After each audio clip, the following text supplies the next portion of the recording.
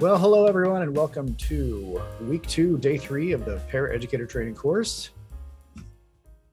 I'm Avi, and this week in this module, we're going to be talking about student engagement. I personally spend a lot of time on student engagement because I teach online, and here we have a sort of jokey image of teachers engaging students online, and then the meme of Bernie down there freezing away at the inauguration.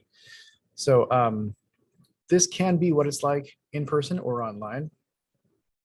Obviously we're not there to just entertain people, but we are there to help them get a kick out of education. That is the best way to keep them coming back, to keep them learning, to help people to build an investment in their own education. I don't mean it in the financial way, but motivation is kind of what gets you through the door, and investment is what gets you to, kind of carve your name on your desk, right? You want to be there at that point. Not my best metaphor ever, but we move on. As paraeducators, we are often teaching students in terms of group activities. One of the best things we can do for teachers, for our classroom teacher, is to help them to break the class up into smaller groups that can be individually worked with. This is hugely beneficial for the students as well, because as we've said before, and we'll say again, we add value to their education this way. While a lesson is being presented, the paraeducator can use a number of different strategies to help keep all students actively engaged in whatever learning activity is the target right then. We want to make sure that students understand the activity and have all materials necessary before beginning. This goes a long way towards avoiding, having these sort of hiccups between activities. Pauses in activity tend to open us up to major disruptions.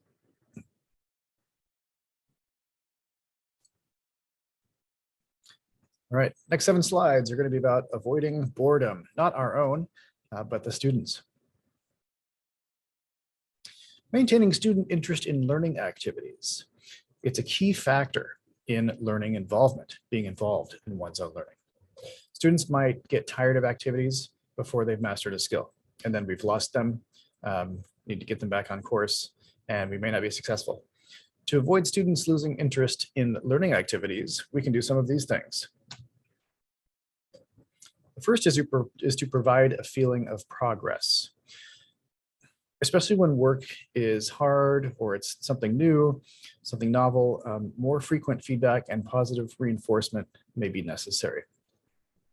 You want the learner to feel like, they're in the car with you along for the ride, or maybe they're helping drive, even. Make goals accessible. Show the intermediate steps to the goal. A lot of learners really like to see a plan.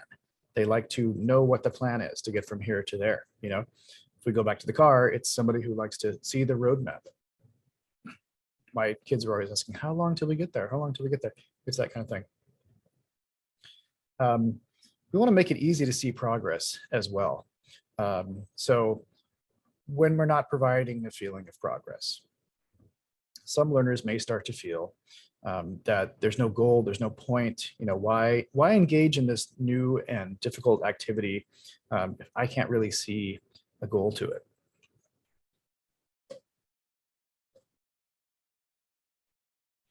Right. We want to instill a sense of progress to these slides. I just had a duplicate there. Okay, part 4. We want to provide challenges. Find the right level of difficulty. Okay, so we don't want to provide the wrong challenge to the wrong level. We need to find what the correct challenge is for a particular level. Providing information to the teacher, it's one of the best things we do, is especially important in this area. Okay, so for instance, perhaps the classroom teacher gave you something to do with a group, and either the group wasn't able to meet that task in the way that the teacher wanted them to, or a few of the students worked through it too quickly, others unexpectedly slowly. This kind of thing is what we can be invaluable in helping the classroom teacher to figure out. All right, part 5, providing variety. In the classroom, as anywhere in life, having things change is usually more interesting than having them stay the same, don't you think? So if we are adjusting the variety and level of challenge, or in the way that we're presenting things, in the types of materials that we're using, and in the group composition, which students are in which groups, this will help to sort of keep things fresh, keep them novel.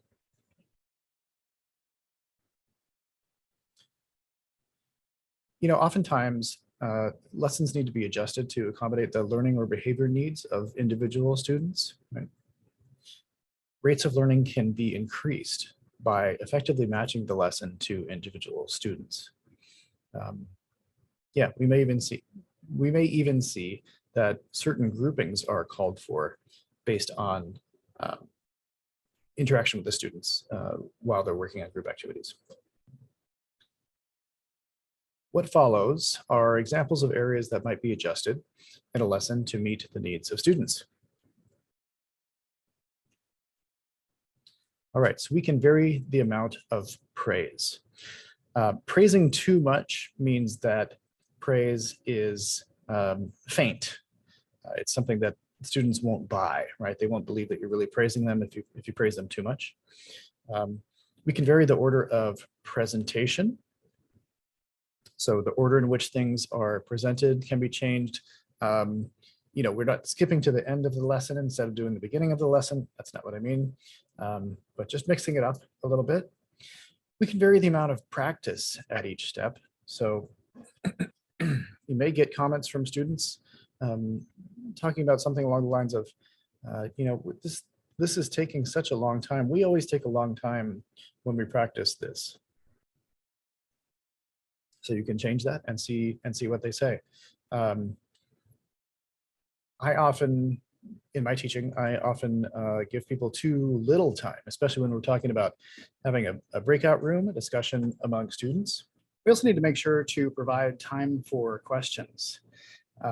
We don't want to be skipping ahead, if a student wants to ask about something that we've just covered. And we have to also sort of ask our own questions in order to monitor for each student's knowledge. All right, part 4 for this module, keeping students actively involved in group activities.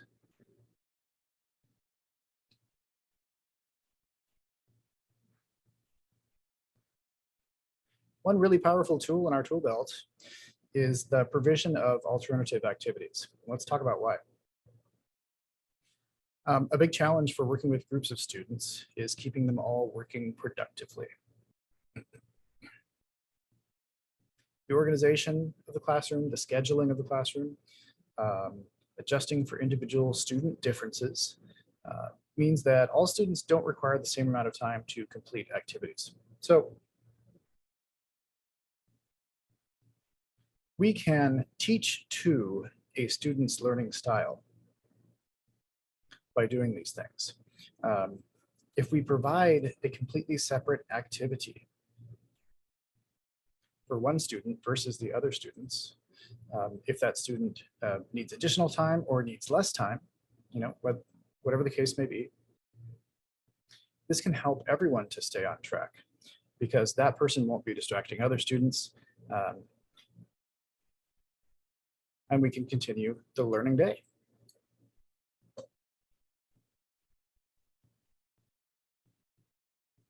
Okay. One mistake that we sometimes make when we're educating is to call a student by name and then begin asking a question. This kind of sets all of the other students at ease, which you want to do generally, but this is in a bad way because they figure, well, I don't have to rise to this challenge because so-and-so is going to already. So what we should do is ask questions before identifying who will be answering them. Okay. what do we think about X, Y, or Z? Johnny, Jenny, right? This means that each student will have to think about the answer and formulate an answer, not just kind of rest, mentally rest. All right. This goes along with the previous one. We want to ask questions of all students. If students feel that they're routinely being skipped, they will routinely stop actively trying to engage with material. So we want to make sure that students realize that they could be asked a question at any time. Surprise! You can tailor questions for particular students, but don't identify the student before asking the question.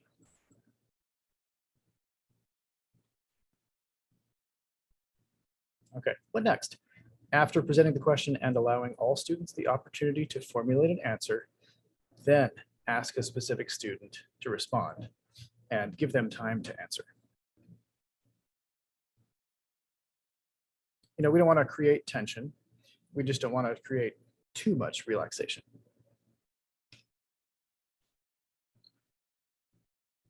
Okay, what happens when students are having a tough time?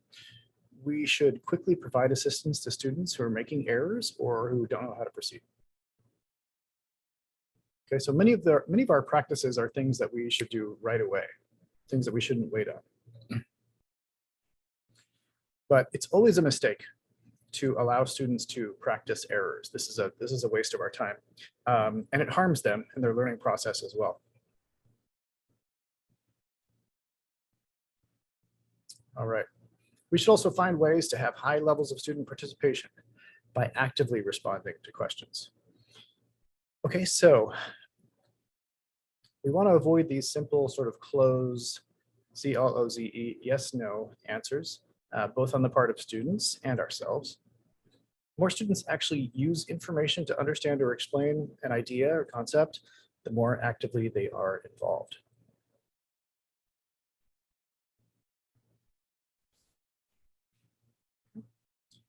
We should reinforce student learning early and often, and we should not let interruptions disrupt the flow of an activity. See how I didn't let that interrupt me? There are going to be interruptions. There are going to be frequent interruptions. It's up to each one of us to decide what our threshold is for those and figure out how much we want that to derail or change our train of thought.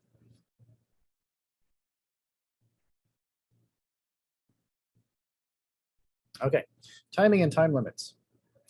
Folks, in my own teaching, I often use time limits because if I don't, I find that people will use the maximal amount of time to do tasks that don't take that much time. A person could take an entire class period to do 5-question survey, something like that. And that's not because they aren't able to do it more quickly. It's usually because they prefer to. So that's not a good use of class time. The use of timing and time limits is one way to increase the efficiency of learning activities. Competing against the clock is often naturally rewarding for students. So, you know, many of us may have not so friendly, not so warm and fuzzy memories of having to take a math test, for example, having there be a timer there for us, letting us know when we have to finish and having that be a stressful experience. But it can also be a rewarding one. If we set it up in a way that does not tax the students' emotions overly. Okay, what about our selection of activities? We've got to take care to choose the right kinds of activities. This will help us with engagement. Problems or activities have got to be ones that the student can complete without the assistance from the teacher or from the para. So, you know, when we're scaffolding people to try and help them get to that next level, next area of their learning, we don't want to give them an impossible task because you wouldn't learn anything from that. We want to provide something that is possible for them to be completed, for them to complete with some scaffolding from us. Problems that are too difficult or activities that students can't complete with reasonable accuracy shouldn't be used in timed activities, for sure.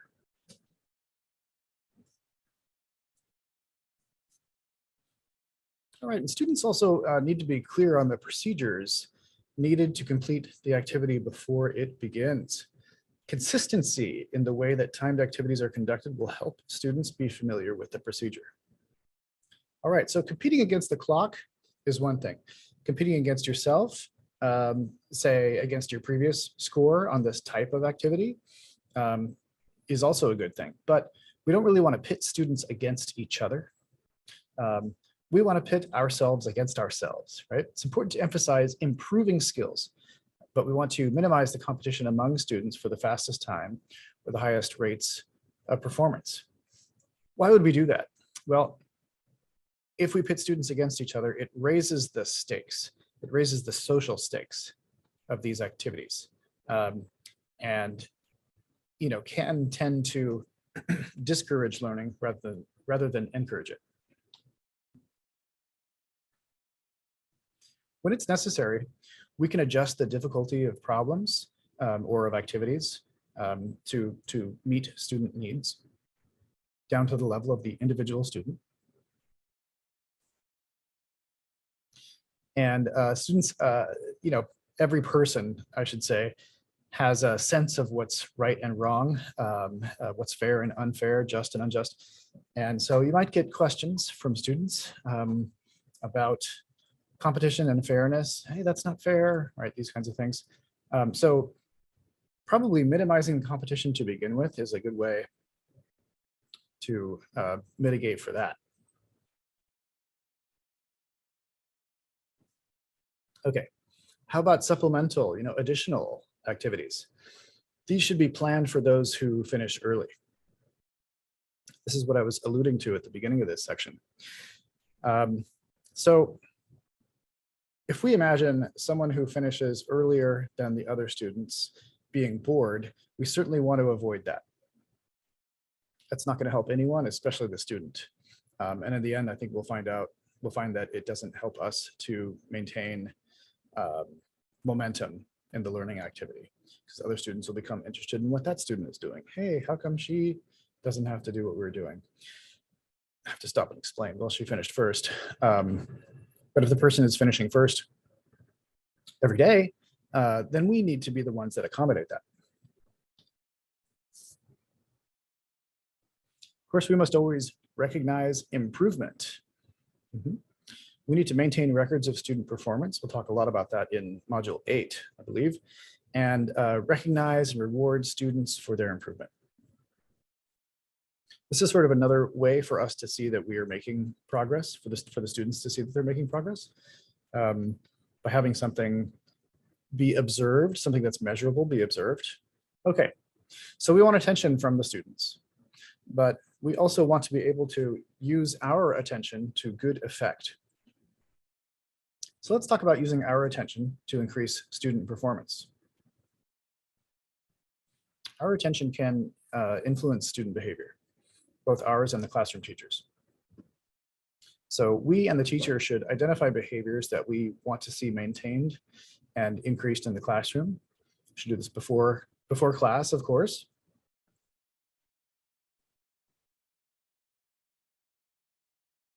When we see behaviors that we like, we need to give praise. So let's talk about what good praise looks like. We talked already today about what bad praise is like. Bad praise is used too much. But praise can be made more effective by observing these. Praise must follow the if-then rule. Okay. So if this, then that. Praise students only if they are doing what you want them to be doing. Does that make sense? So if is the condition. If condition X is being met, then Y, praise Y will be doled out.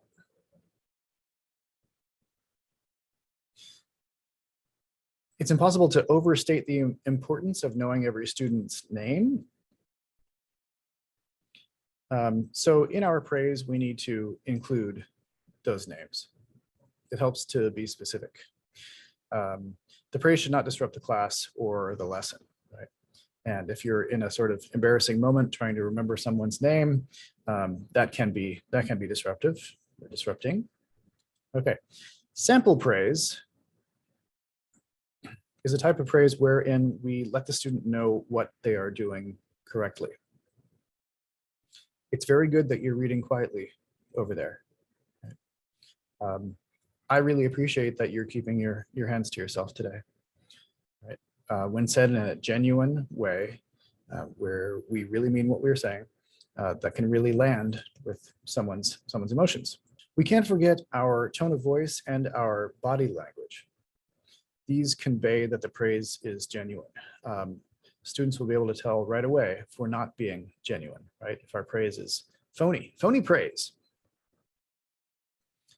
And the attendant tone of voice says a lot, right? We have to remember, okay, these are third graders, they're not kindergartners, so I should modulate my voice this way. And these are third graders, they're not high schoolers, so I should modulate my voice that way, right? The praise must also be appropriate for the age and grade level of the student. We have to make sure too that our praise is varied.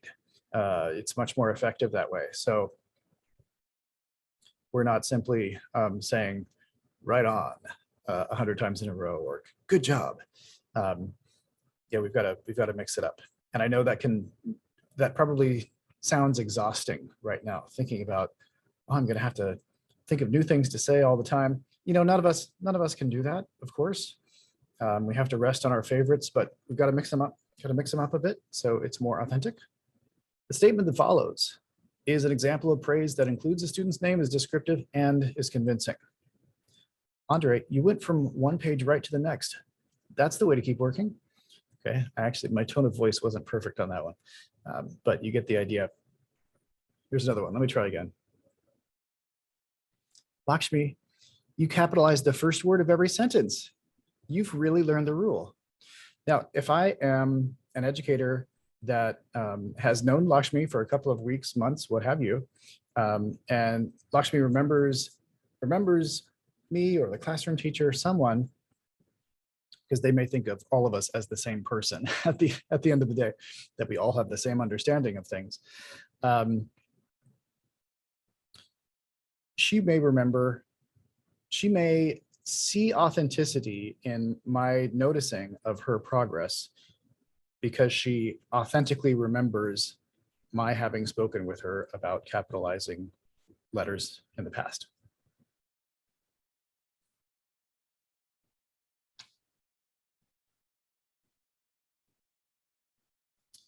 Okay, if you're taking the course synchronously, we're going to do a small group activity. Teaching a group the classroom rules. Okay, there will be assigned groups in your paraeducator training course. And I'd like to ask you, how would you help in teaching the class the classroom rules?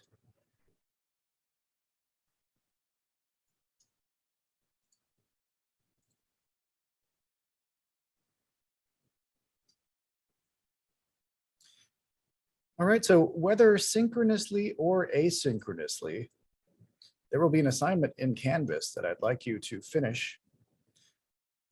This is what you'll be doing. With your assigned group, note some ways in which you would make a classroom's rules known to students.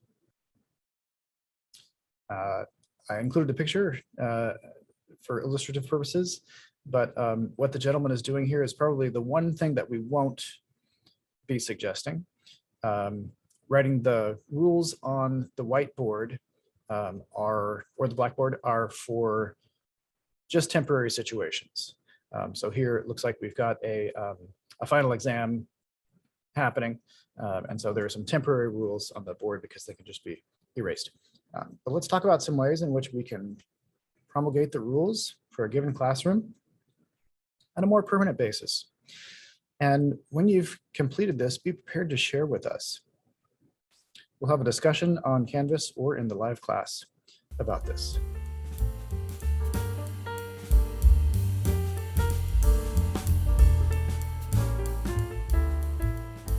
All right.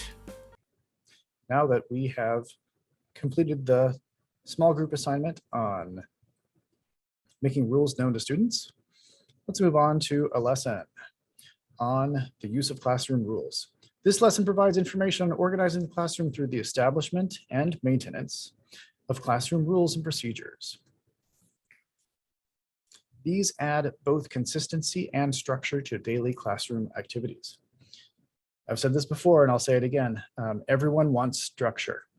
Even kids who consistently present behavior problems would like to have structure to refer back to. Rules provide the structure. A paraeducator often plays an important role in helping students learn both rules and procedures.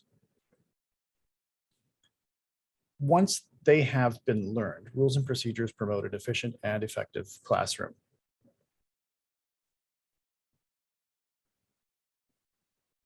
Here are some ways that we can establish classroom rules.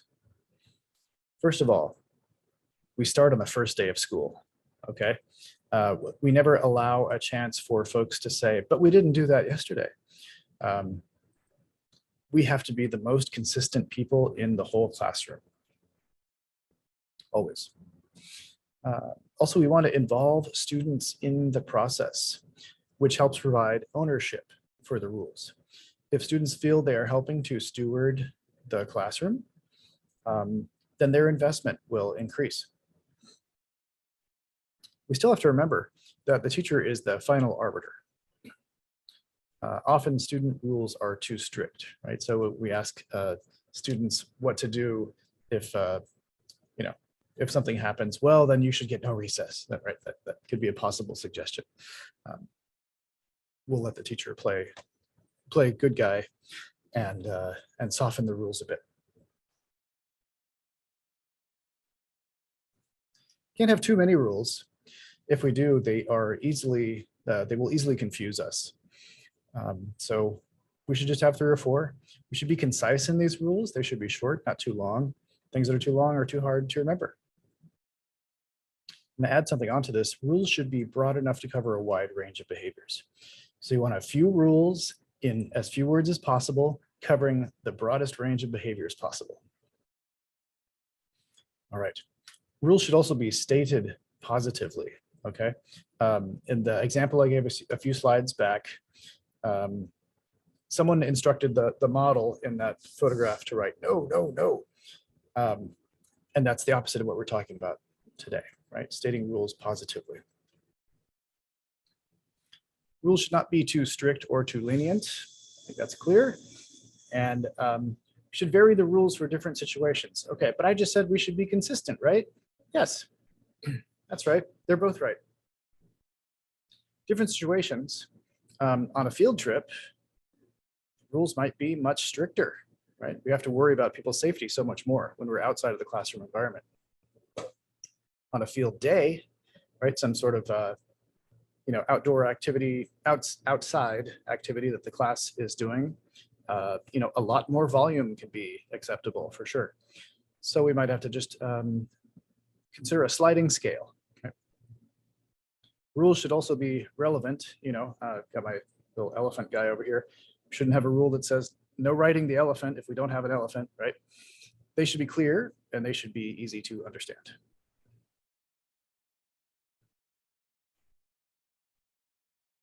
Okay, we need to be prepared to use the classroom rules effectively. So what does that include? Reaching agreement with the teacher on descriptions of what type of behavior complies with the rules and what type of behavior breaks the rules. So as I mentioned earlier, this is the kind of thing that you want to do before class, not during.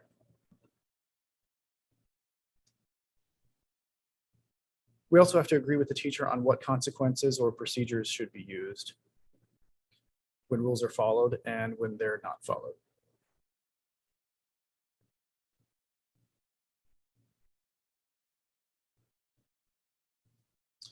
We need to post the rules. Some of you talked about this in the small group activity that you did recently. This both helps the students remember and helps the teacher and paraeducator or instructional assistant be consistent. We can easily refer to a rule. Here's my class rules right there. It's helpful for everyone. We should remind students of the rules periodically. This is especially nice when the rules are stated positively. Yeah. And we want to always boost up the positive, right? We don't want to be being negative. And we should also explain the importance of rules. Sometimes, even if we give students the ownership of the rules, they help us to create them, all this kind of thing, we can forget why do we do this? What's the relevance? So, we should explain their importance when we're asking someone to follow them. Okay, here are some sample rules stated positively. Watch the teacher and watch your work, right? Keep your hands and feet to yourself. Talk only during your turn. So watch the teacher and watch your work. That covers don't look out the window, and it covers don't look at somebody else's test, right? But in a positive way. Keep your hands and feet to yourself. Don't hit or bite anyone, right? That would be stated in a negative way. Talk only during your turn. Don't talk when someone else is talking, right? I think we all heard that when we were young. So these 3 rules stated in a positive way are things that we can say over and over and probably not feel like we're being too harsh with someone. And they in turn will feel that we're not being too negative on them. I hope. Okay, what about procedures? Procedures go along with rules. Most activities in the classroom happen on a regular basis. So they'll happen again and again, same time, same day. Getting materials and starting lessons, asking the teacher or para for assistance, and moving from one activity to another are examples of activities which occur on a daily basis. These are also the sites of a lot of strong possibility to get off track. So these are some of the things that we need to really fine tune and get used to transitioning between for maximal effectiveness. Classrooms that establish procedures for accomplishing these activities are more effective and efficient. All right, how about monitoring students' performance and providing feedback to them? Paras are often asked to provide assistance to students as they have questions and to monitor them as they work. Yeah, sure, that's our job. The current lesson discusses strategies for monitoring the performance of students and providing feedback as students work.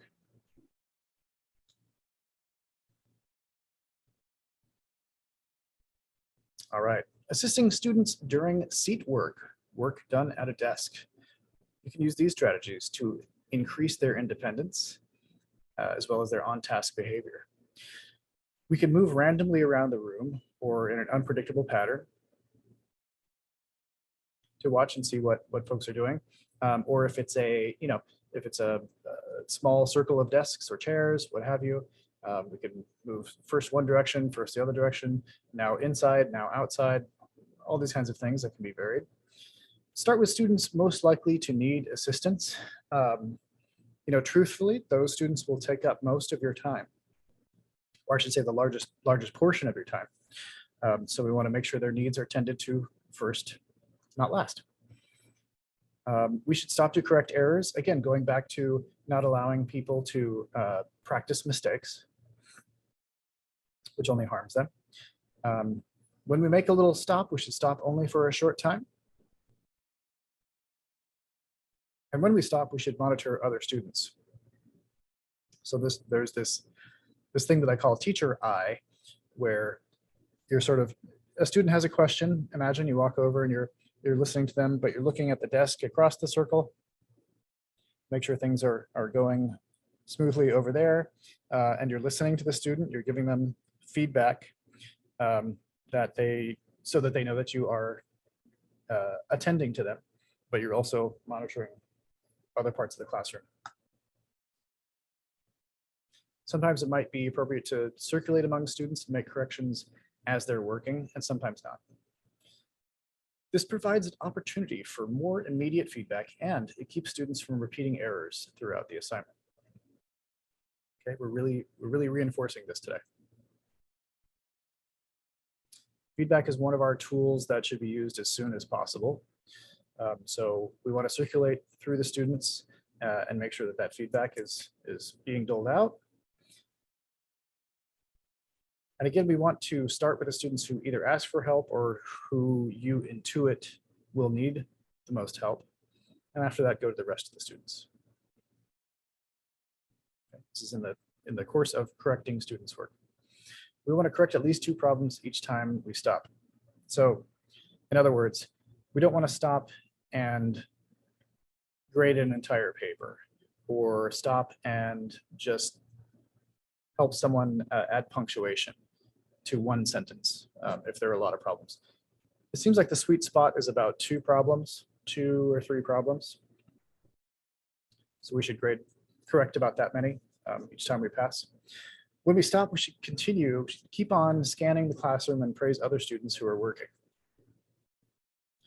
Okay, and one thing that people are doing these days is instead of just a check when something is wrong and nothing when it's right, we mark correct answers with a capital letter C. Incorrect answers can be marked with a small dot. Why a dot? Well, it can be changed to a C really easily with a pen when the answer is corrected.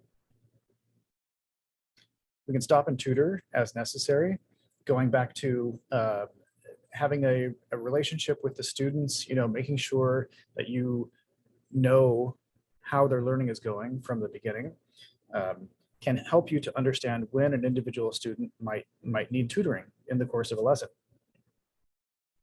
And we can try and figure out why errors occur. When you're with your students, you're going to know. You're going to know because you'll know their learning, you'll know what they've done, you'll know what their successes have been, and you'll know how to help them. If you don't, ask the classroom teacher, they will help you. One way to provide students with feedback on their progress is to supply them with individual student progress folders. So if we use these, they contain performance charts for specific subjects like weekly spelling tests or time test for little math quizzes, these kinds of things. These types of things are observable. We can see them, they're tangible, and they're measurable. So if we're talking about a score on this type of test being low at the beginning of the year and being higher at the end of the year, it's very hard to say that you didn't make any progress here, right? It's very easy to say that we can see that you're progressing in this area. Sounds like a lot of work, right? But this is a wonderful thing about it. Students self-record their own scores on these charts, which would enable them to monitor their own individual progress. And we, the paras, would assist students in maintaining and properly recording scores in these folders. How nice is that? Okay. Here's a piece of advice that I need sometimes. It's important to grade and return students' work as quickly as possible. The para or instructional assistant is a valuable link in this process. Timely feedback. Everything timely with us. Helping the teacher keep up with grading of objective tests and independent work could be a part of the daily schedule of a paraeducator.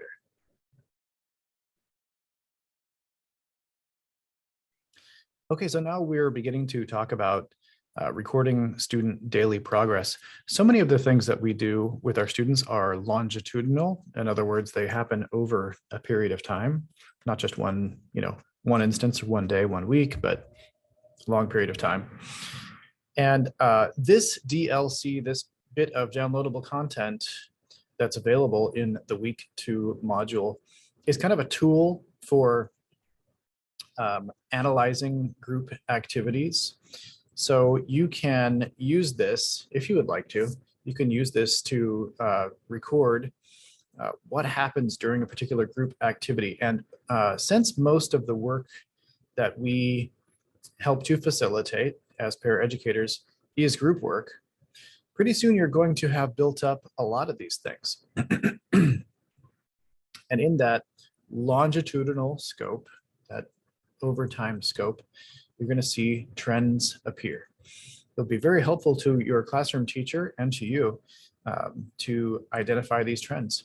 So this tool is one way that you can do this. Your classroom teacher probably will already have their own, but if not, you might ask them if this would be a good thing to employ.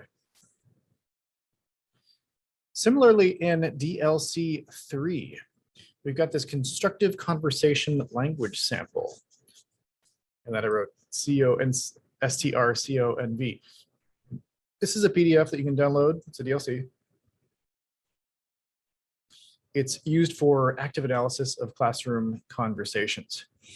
So if there is a place where, a place in your instruction where you want to really drill down and carefully understand interactions between students, observe things that are measurable, this is a tool to help you do that. With it, you can observe and record students talking about a topic that you're interested in evaluating. This is not for our practice, so there's no assignment here in the course for it, but it's for active evaluation. So the previous tool was a little bit more general. This one is more specific. In both cases, you'll want to discuss with your classroom teacher whether or not these are a good idea for your classroom. Again, they will probably have their own tools for this, but I'm providing this to you. These come from Stanford University. They're pretty good. They're pretty good quality. And the DLCs that I made available on Canvas are more straightforward than the version that Stanford made. People say, some people say, oh my gosh, university, it's going to be so complicated. But I took out some of the more complicated bits and made it a more straightforward tool that you can use. Okay, let's talk about a few more things in terms of reporting progress to students. We've got to record before we can report, right? We have discussed that. Let's keep the following things in mind when we're monitoring performance and providing feedback to students. We want to always respect the privacy and the dignity of students. So you never want to call students out in front of other people unless it's completely appropriate. Students should also be competing against themselves rather than other students. Okay, we talked about that in terms of they're competing against the clock, not each other. We can't always prevent them from saying, hey, what was your time? What was your time? But we should be encouraging, we should be fostering an environment of students challenging themselves to improve. Okay, for this week, for this module, the last thing that we have to complete is the classroom organization post-test. You all took the pre-test at the beginning of this module, and now you have taken part in the lectures. So let's go back and look in the week 2 module for the post-test and complete that. I have also provided some different test preparation materials for the essay test. As you know, each week, we are going to be doing some practice along the lines of reading and writing and math, because these are the areas that the ESSA will test us on, the district's proficiency test, no matter what district you want to work it. I want to let you know that the test prep that we have in this course is of a good quality, and it is also a little bit more challenging than the test itself.